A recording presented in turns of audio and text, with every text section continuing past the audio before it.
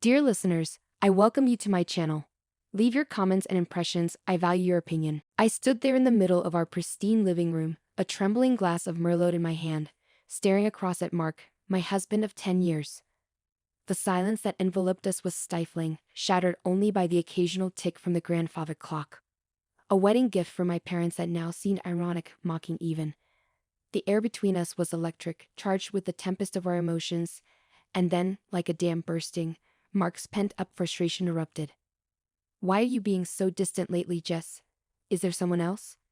His voice cracked slightly, belying the stoic facade he tried to maintain. I froze, the acidic tang of betrayal coating my tongue. This was the moment, the threshold of confession or continued deceit. My heart hammered against my ribs like a frantic prisoner, but the cold, hard resolve within me nudged me forward. "Yes, I cheated on you with him. Oh yes, he's very good in bed. But if you behave, I might as well dump him." The words spilled from my lips, more venomous and self-assured than I felt inside. The look on Mark's face, a cocktail of hurt, disbelief, and something darker, should have brought me satisfaction. Instead, it twisted the knife deeper into the already gaping wound between us. Mark's reaction was not what I expected. Instead of anger or sorrow, a sinister smile slowly spread across his face. It was chilling, a smile that didn't reach his eyes. His calm was unsettling, far removed from the fiery confrontation I had braced for. "What's so funny?" I snapped, irritation clipping my words. "Oh Jess," he said, his voice smooth, almost amused. "Do you think you've played your cards well? That's where you're wrong." His confidence shook me, his demeanor unexpected. This wasn't the man I thought I knew. The one who would crumble at my betrayal. This Mark was a stranger, cool and calculating. "What do you mean?" My voice was a whisper, betraying the sudden uncertainty that gripped me. Mark walked over to the bar, pouring himself a whiskey with steady hands. He took a sip, savoring it before turning to face me again. "Let's just say, I've been expecting this conversation for a while now, Jess, and I've prepared accordingly." "Prepared? What are you talking about?" The room seemed to close in around me, walls inching closer, suffocating. He chuckled, a sound devoid of any warmth. "You'll see in time. For now, let's just enjoy our evening, shall we?" He gestured to the dinner table, laid out as if this were any normal evening. But nothing was normal about tonight. I watched him, every move, every sip of his drink, trying to decipher the enigma he presented. But Mark was a closed book, his plans inscrutable. As he lifted his glass in a mock toast, his eyes locked onto mine, hard and unyielding. "Cheers to new beginnings," he said, his voice dripping with an irony that made my skin crawl. I nodded, my mind racing. What had he planned? Was it revenge? Or something even more sinister? As we sat down to dinner, the clinking of our cutlery the only sound, I realized that the game had changed. No longer was this just about infidelity or hurt feelings. Mark was on a different level, one I hadn't anticipated. And as we ate, the weight of his gaze bore into me, a reminder that the storm was just beginning. The fear of the unknown clawed at me, yet a part of me was exhilarated. The hunter might just have become the hunted, and I was not about to go down without a fight. As the clink of silverware against china echoed in my ears, Mark's words reverberated in my mind, setting off a cacophony of silent alarms. Dinner passed in an uneasy silence, each of us lost in our own labyrinth of schemes and uncertainties. The following morning, I decided it was time to gather my allies. I needed information, and I knew just the person who could help. My best friend Lena had always been my confidant and had a knack for uncovering secrets. I dialed her number, my fingers tapping anxiously on the kitchen counter as I waited for her to pick up. "Hey Jess, what's up?"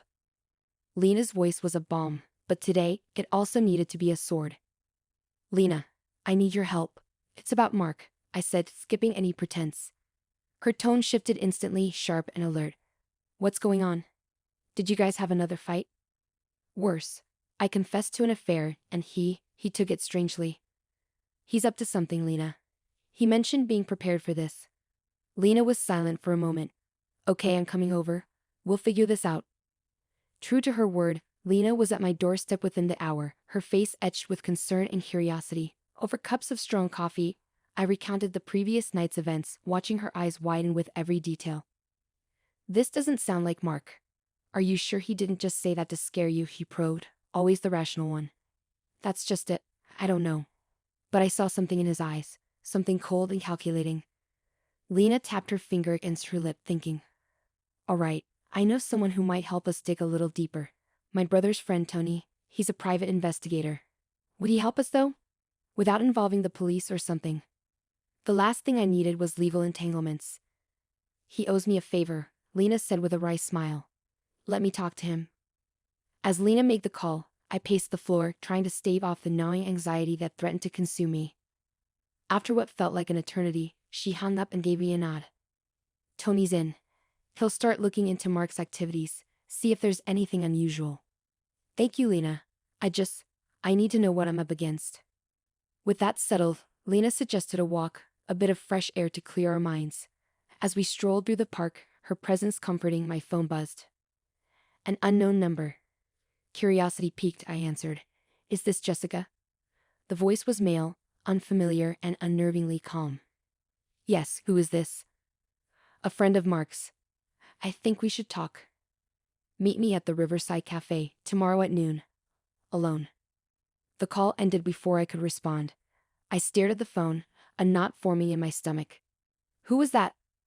Lena asked, noticing my pale face. A friend of Mark's. Wants to meet. Do you think it's a trap? Possibly, but I need to know more. I'll meet him. Lena grabbed my arm, her grip firm. Not without backup. I'm coming with you, but I'll stay out of sight. The plan set, my mind raced with possibilities. Was this Mark's move in our silent chess game, or was there an ally hidden among his ranks? Tomorrow would tell, but one thing was certain, the game was far from over, and I needed to be ready for anything. The Riverside Cafe buzzed with the morning rush as I took a seat near the window, my eyes scanning the crowd for anyone who looked like they could be a friend of Mark's. A soft drizzle painted the streets outside, and the gray sky seemed to echo the turmoil within me. Lena was somewhere nearby, her presence hidden but comforting. At precisely noon, a man approached my table. Tall, with sharp eyes and an expensive-looking suit, he exuded an air of quiet authority. Jessica, he asked, his voice smooth, betraying nothing. That's me, I replied, masking my nerves with a calm I didn't feel. And you are? Name's Eric. I work with Mark. Can we talk? He gestured to the chair opposite me, and I nodded assent. Once seated, Eric wasted no time. I understand you and Mark are going through a rough patch. That's one way to put it, I said cautiously, watching his every move. Eric leaned forward, his gaze intense. Mark's not what he seems, Jessica. I'm not sure what he's told you, but he's been planning something big. Something that isn't just about revenge or anger. I felt a chill run down my spine. What are you talking about?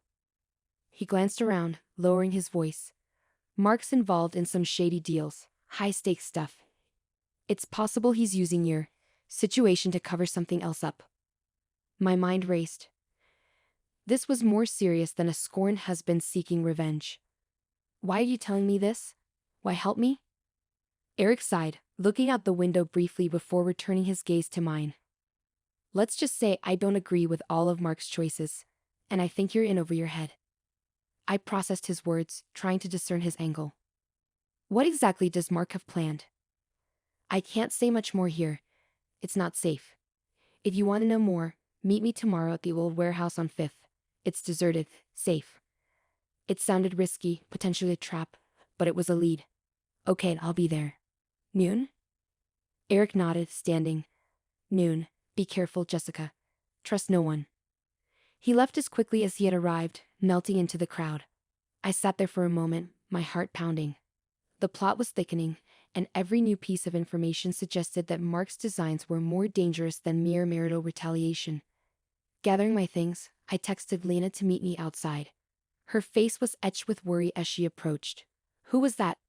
Did he say anything useful? I relayed the conversation, watching her frown deepen. Jess, this sounds dangerous. Are you sure you want to go through with this meeting? I have to, Lena. I need to understand what Mark is really up to. Plus, I think there's more at stake now than just our marriage. Lena nodded, her lips pressed into a thin line. Okay, we're doing this my way. We'll need a plan, something to keep you safe. We spent the next hour devising a strategy. Lena would come with me, equipped with a camera and staying out of sight, ready to intervene if things went south. As we parted ways, the weight of the situation settled over me like a heavy cloak. The game had escalated beyond personal grievances to something that could potentially be very dangerous. I was no longer just fighting for my marriage, but possibly for much more. As I headed home, I couldn't shake the feeling that every step forward was a step deeper into a web that might be impossible to escape from. The old warehouse on Fifth was a relic from a bygone industrial era, its walls streaked with rust and graffiti. As I approached, the air was thick with the musk of damp and decay, a stark contrast to the sterile environment of my usual city life. Lena was a shadow at my side, her camera tucked away but easily accessible. At precisely noon, Eric's figure emerged from the shadows inside the warehouse. His face was grim, his usual composure replaced by a tense urgency. "Jessica, thanks for coming. I wasn't sure you'd show," he said, glancing around nervously. "What's this all about, Eric? What is Mark involved in?" I demanded, my voice echoing slightly in the vast empty space. Eric took a deep breath. "Mark has been laundering money, a lot of it, for a dangerous group. He thought your affair would provide a perfect distraction, a personal crisis to keep investigations focused on your personal life rather than his business dealings." I staggered back, the revelation hitting me like a physical blow. "And you? Why involve yourself in this?" "I was part of it, initially, but I've had enough. I want out, and I want to take Mark down. I have evidence here," he said, pulling a USB drive from his pocket.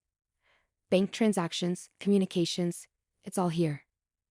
My mind raced, trying to piece together this new, sinister image of Mark. "And you think this will stop him?" "It's a start, but there's more. Mark's planning to flee, Jessica. He's booked a flight out of the country tonight." The sense of betrayal deepened, anger flaring up inside me. "We need to go to the police," I said, my decision firm. "That's the plan, but we have to be quick. He's dangerous.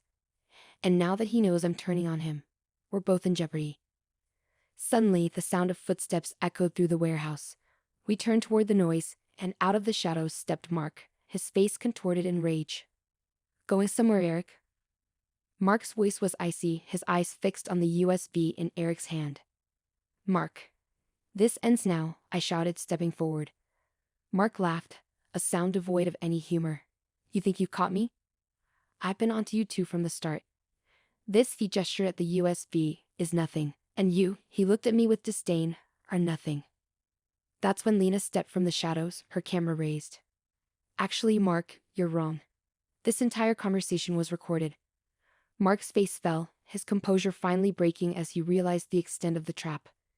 "You'll never get away with this," he snarled. But it was over.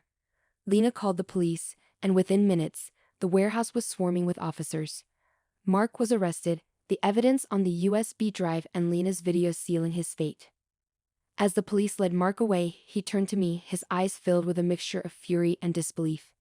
"You'll regret this, Jessica." I watched him go, feeling a mix of relief and sorrow. My marriage was over, but perhaps now I could rebuild something new from the wreckage. Later, as Lena and I walked away from the warehouse, she squeezed my shoulder. "You okay?" I nodded, looking up at the sky, which seemed a little brighter now. "Yeah, I think I will be." The end of my marriage marked the beginning of a new chapter. One where I was no longer defined by the shadows of deceit. I had stood up against corruption, betrayal. And while the road ahead was uncertain, it was mine to shape. In the wreckage of my past, I found the strength to forge a new future, one built on truth and integrity.